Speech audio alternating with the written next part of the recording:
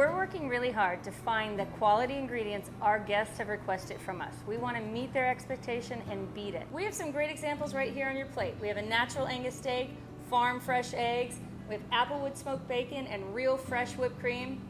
And, well, I've tasted great coffee from all over the world, and some of the best coffee I've had is from Mexico. I think that we need to go down there and bring it back to Coco's for our guests. Mexico, anyone?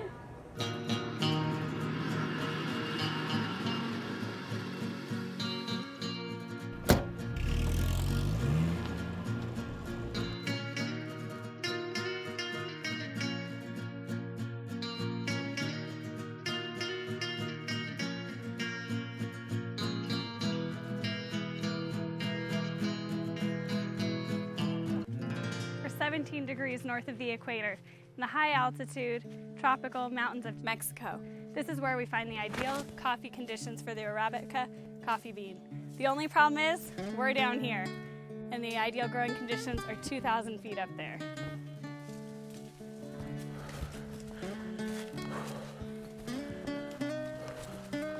So we searched these forests in this mountainous region in order to find these first-class coffee beans, harvested using 100% organic agroforestry methods.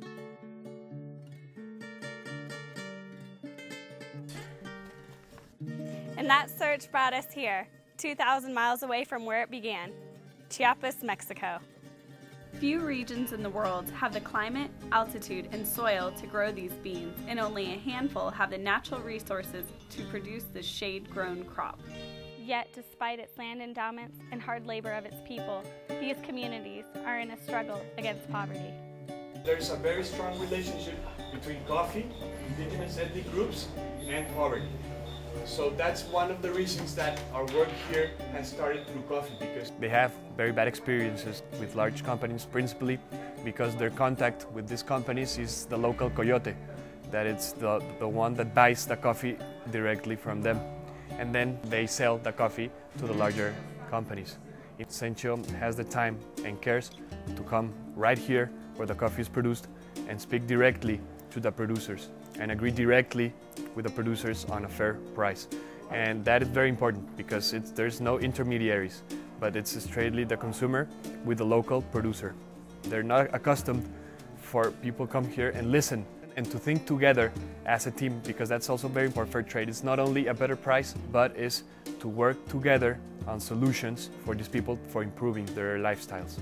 Most of the cooperatives here in Chiapas export the grain as a commodity, and they stay with a little part of this added value. With this project and by roasting the coffee here, we are allowed to have this added value that we can transmit to the coffee producers. And Sencho is a key part because they allow as having this demand for Batselmaya to continue with this project. Sencho helped with the process, adjusting the technical parts of the coffee plant, and have made workshops with all of the producers when they come into the coffee plant and they taste the coffee just as we did with the little cups, and we say, okay, this is the coffee the market needs, because they usually have a different coffee in their communities, and for them it's difficult to understand what it's the type of coffee that the market is looking for. So it's not only to give them a better price, but to show them how it's done. One of the lines that we have here in Batselmaya is how we can upgrade the quality of the communities. So we go to the government and say we have projects, and these projects have certain needs, such as giving access of new technology like improved water, electricity to these communities so we can work in this project. Many of these communities lack these services, so we upgrade the quality of the coffee. It makes it easier for these services to reach these people. This project is not only about coffee.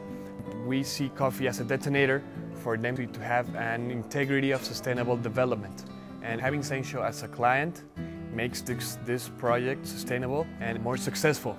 So we can apply all the different aspects that we implement in the communities, not only the work in the coffee, but the integrity of having a better life.